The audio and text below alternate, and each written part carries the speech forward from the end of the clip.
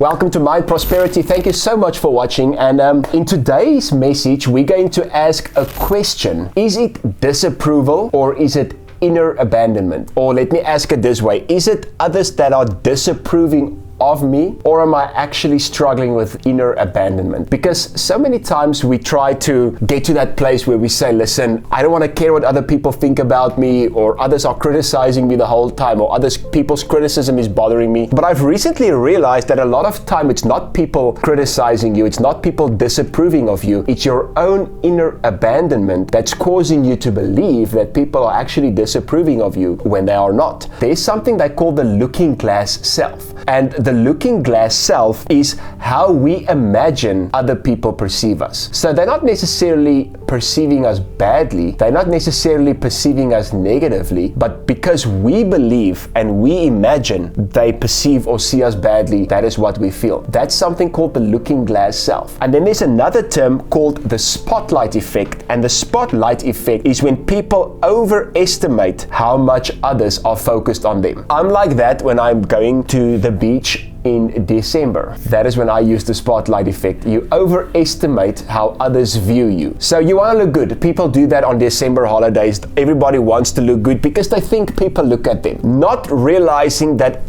everybody feels like that on the beach. Everybody feels that everybody is looking at them, and then you get it's normally the in shape people. We are like that. you always imagine how other people see you, and you always overestimate how much attention they put on you, and it's normally the people who's not that much in shape who don't really care, like the looking glass self, where you kind of like you imagine other people think bad about you, and then you get the spotlight effect where you overestimate how much people actually think about you. You will be alone by yourself, and you will just have this thing about, other people view me this way, or you will just walk into a place, and we do that, like we excuse ourselves just when we see people, right? You don't have your best top on, and you're like, please excuse how I'm dressed, and they wouldn't even have recognized until you said it. So many times, the point I'm trying to make is many times we think other people are criticizing us, we imagine other people are seeing ourselves in a bad way, but it's not true. It's an inner abandonment where we project what we believe about ourselves, and we think that's what other people believe about us. Clark and Wells in 1995 said those who feel socially anxious tend to focus their attention more on how they are being perceived by those around them. Candace Vandell said an abandonment wound is the trigger that makes you feel afraid of rejection and intimacy. It feels like there is no true safety anywhere. I'm afraid of rejection and I'm afraid of intimacy. It almost sounds contradictory, doesn't it? But it's actually so holistic. I'm afraid of intimacy because I'm afraid of rejection. I'm not going to be intimate with anybody, and I'm speaking in a friendship emotional sense. I'm not going to be intimate with anybody because I'm afraid of rejection. And that is where we bring out the looking glass self and the spotlight effect. I'm rather not going to engage with you. I'm rather just going to assume that you think bad about me, because by not getting into that intimate place, I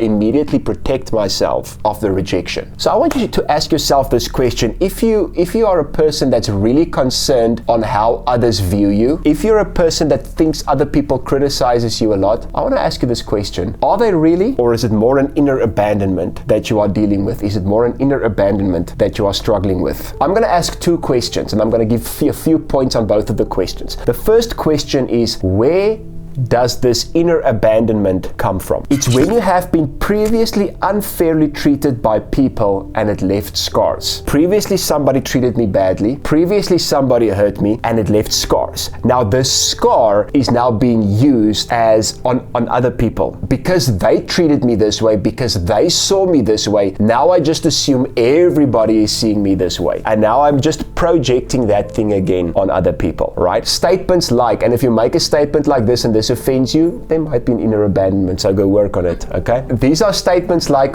all men are bad, or all women are bad. No, one or two men treated you badly, and now you're projecting it on everybody else.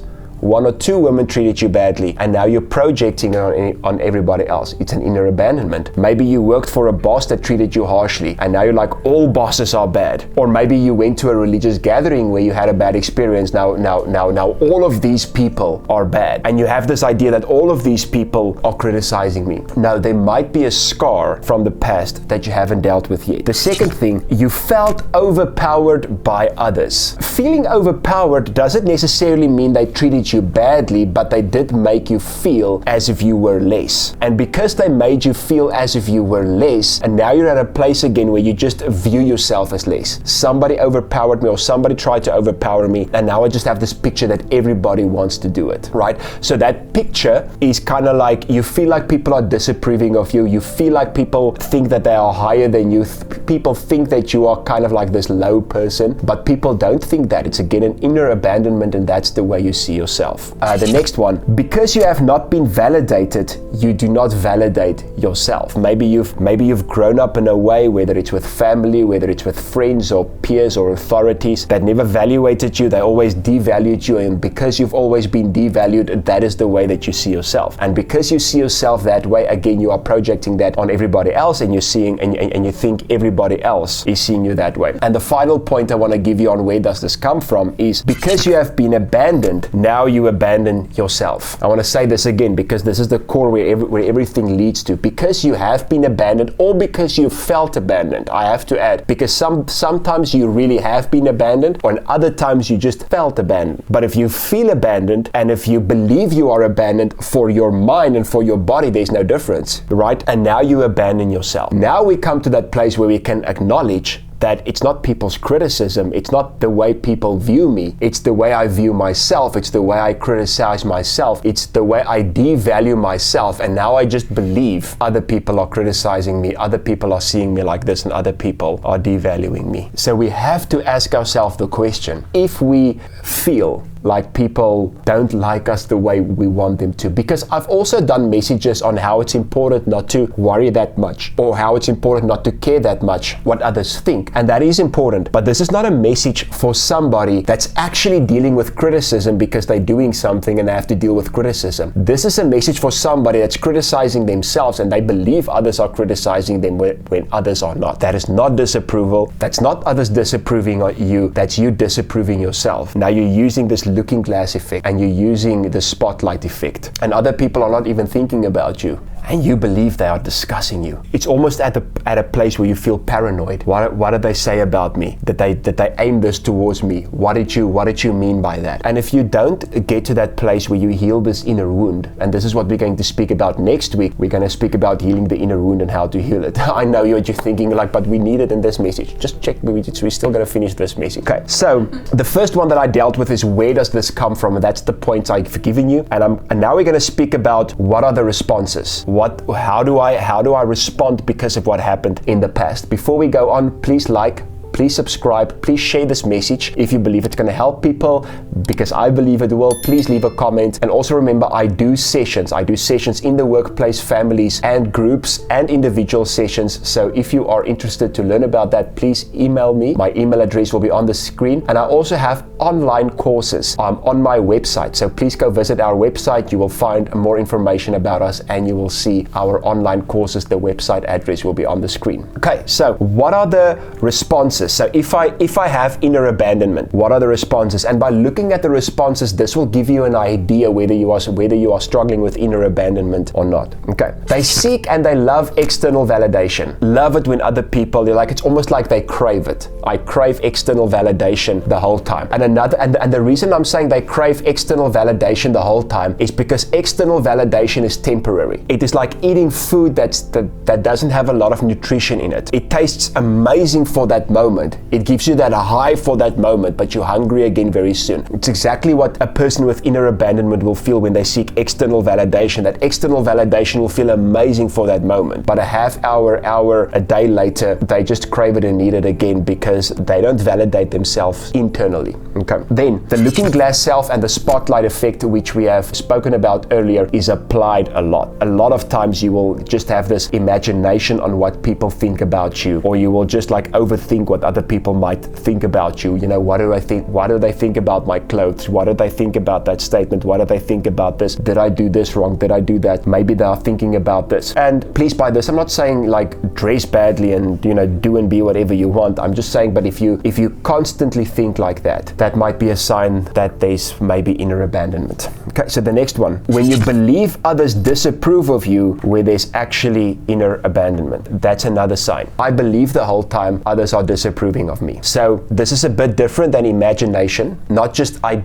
imagine they do, not just I overthink that they do, but I actually believe that they do. In my core, there's a belief that others. So it's almost like a pain that you want to put a band-aid on. It's something that you say, listen, I don't want to go inward. I don't want to go for the operation. I just want to put a band-aid on. Or I just want to use a pill that's going to take away the pain, but I don't want to go deal with the problem. It's this belief that others are disapproving of me, and if they approve of me, I'm going to feel better, but you realize that you don't. Maybe for a short time, like I said earlier, but in the long run, you realize that you don't feel better, and you're using other people just as a band-aid. That might be an indication that there's inner abandonment. Okay, and the next one is looking for safety in materialistic things. And I just want to say this before I get into that. Materialistic things is not a bad thing. I'm not by any way saying that like having materialistic things is a bad thing, but looking for safety in materialistic things, that's bad. What do I mean by that? I want the car because I believe other people are gonna like be like, wow, he has a new car. Or I want the money because other people are gonna be like, wow, he has the money. He paid for everything. You know, if you want to pay for everything just so that people can say, wow, that's seeking validation or safety in materialistic things. I want to buy the expensive clothes because when people see me with expensive clothes, they're gonna be like, wow, and they're gonna put me on this pedestal, right? That's looking for safety in materialistic things. When you look for materialistic things to get approval from people. Now again, I'm not saying don't drive a nice car. I'm not saying don't live in a nice house. I'm not saying don't wear nice clothes. I'm saying don't do it to cover up a wound, is what I'm saying. And the final one is when you start to abandon those that are good to you.